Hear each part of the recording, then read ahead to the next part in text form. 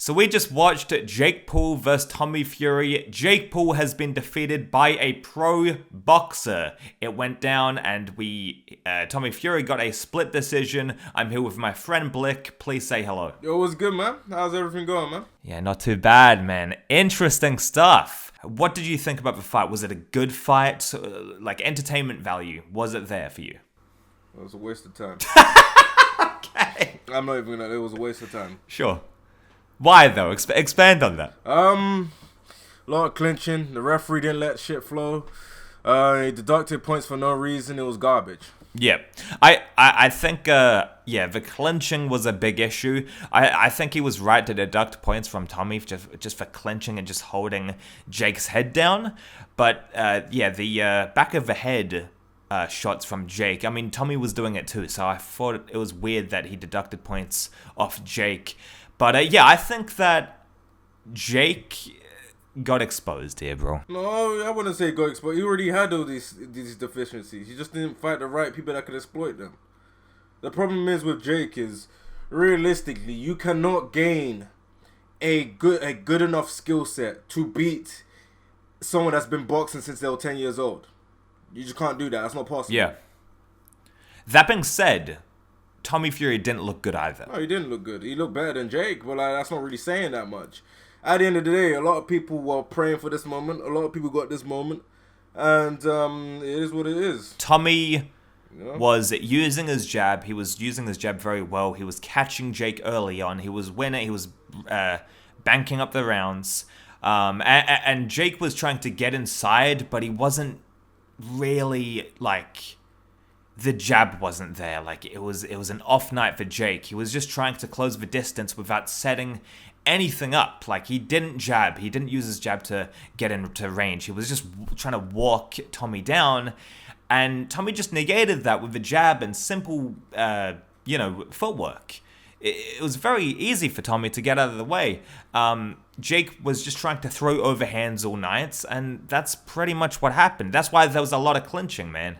I didn't think this was a great fight. I thought Anderson Silva versus Jake Paul was way more compelling. A lot of phone booth boxing, very close range. So where do you think Jake Paul goes next? He has a rematch clause, which I really hope they don't activate because I hate rematch clauses in boxing.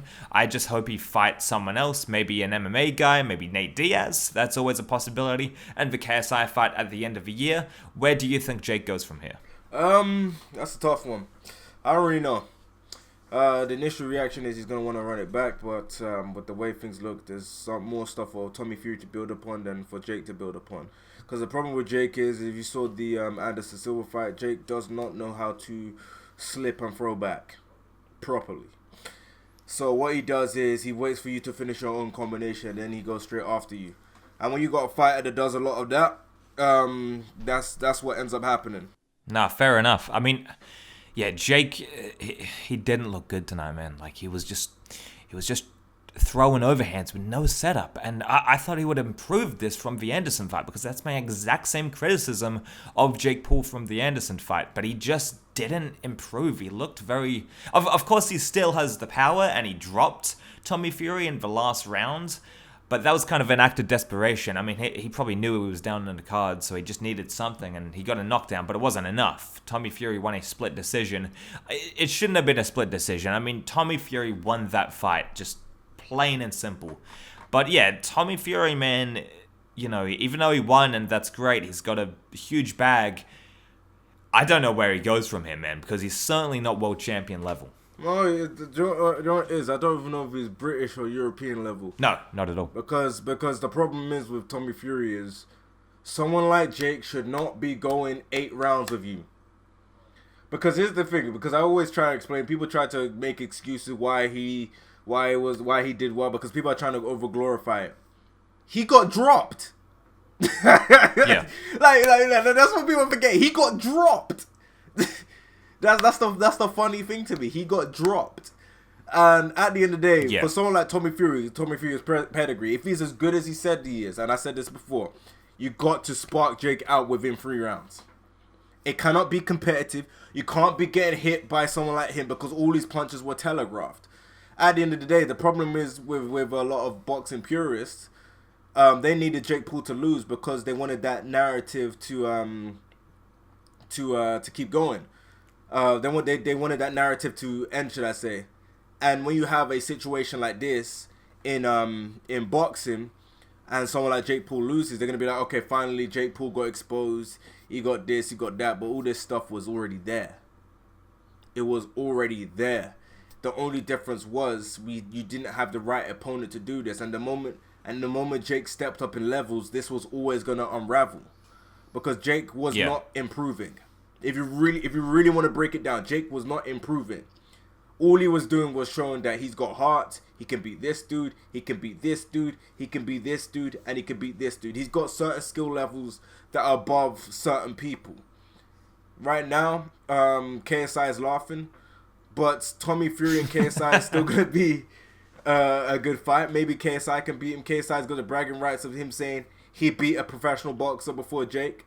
So that's what he's gonna keep doing. He's gonna say he beat a professional boxer, and he did. Technically, but yeah, I mean Pineda, man. I mean, he's certainly a journeyman. But to be fair, like Tommy Fury is a novice boxer. Like I think it wasn't so much Tommy Fury doing like having a great performance or a great night. Jake just really didn't learn from his mistakes from the Anderson fight. In fact, it looked worse. Like I think he looked worse than the Anderson fight. He wasn't setting up any shots. He wasn't sticking behind his jab. He was just throwing overhands. And then Tommy Fury, he could just clinch, and that's it. Like that's pretty much the entire fight. Just Jake looking for a right hand, Tommy jabbing and getting out of the way, and then when he gets too close, clinching. That's pretty much it. That's the game plan that Tommy Fury had, and it's just, Tommy Fury didn't look good, but Jake Paul just looked just worse. And I thought he would do I personally thought he would improve way more, to be honest, from that Anderson fight, because there were clear holes in his game. And I think he had a pretty solid performance in the Anderson fight. I'm not trying to take that away from him. It's just, I don't know, man. It's just, this was a pretty boring fight to watch.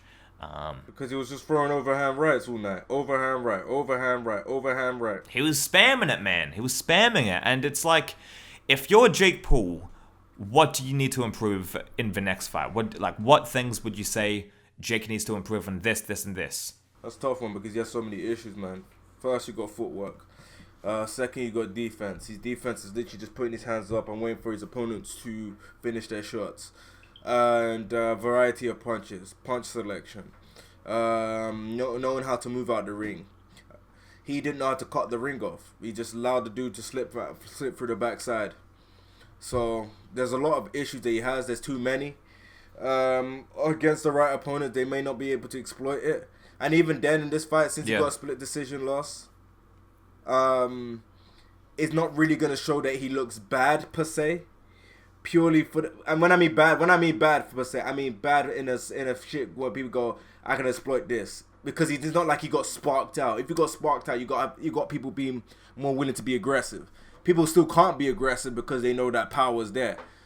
Because Tommy Fury, I'm looking at it right now, he got dropped by a punch that looked to be a jab. This was a good fight as a measuring stick for both Jake and Tommy. Tommy may not be able to fight for a British title. I don't think I don't think he can do it. But as for the fight itself, man, it was pretty not entertaining. I mean, it was thrilling in a sense, because the unknown, obviously, of how Jake Paul performed. He performed quite badly.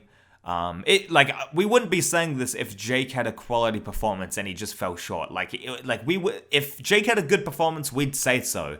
Even if he lost the fight, if he had a quality performance and stuck it on Tommy, we would have been like, fair enough.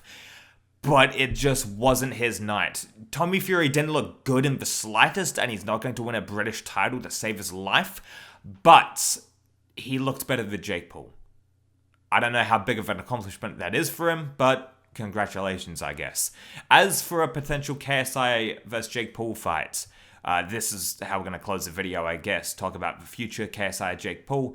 How do you see that one going now? I I don't know. I generally don't know. I'm not gonna lie to you. I generally don't know Okay. because obviously if you're going on punch volume, then KSI wins the fight. If you're going on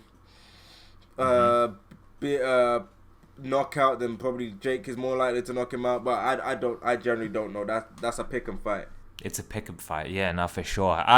As long as KSI can just throw volume and just not get hit by that overhand right, which, again, Jake telegraphs it too much. Like, he's way too obvious. He's literally looking at the person's chest and he's like, I'm going to throw a chest, like, I'm going to throw a body shot, I'm going to throw a body shot. Yeah, because he ducks his head down and throws overhand rights. Ducks his head down, throws overhand rights. And that's not really how you're meant to be fighting, you know? It's way too obvious, the movie's going to do. But yeah, man, a bit of a disappointing fight. I mean, it was a spectacle, obviously. But yeah, that's pretty much it. This is our initial reaction. I'm sure we'll do videos on this like later down the road. Kind of breaking the fight down more and more. I mean, this is our first reaction to it. This is like we just saw it like 10 minutes ago and we're recording. Yo, it was good. That fight was so disappointing, man. Yeah, no, I was expecting a lot more fireworks, to be honest. I was expecting a way more action-packed fight, but it ended up turning into a bit of a mess, to be honest. With the ref as well, he wasn't helping things. So yeah, man, that's the end of the video. Please subscribe to Blick. Links are down in the description. See you guys next time. Bye.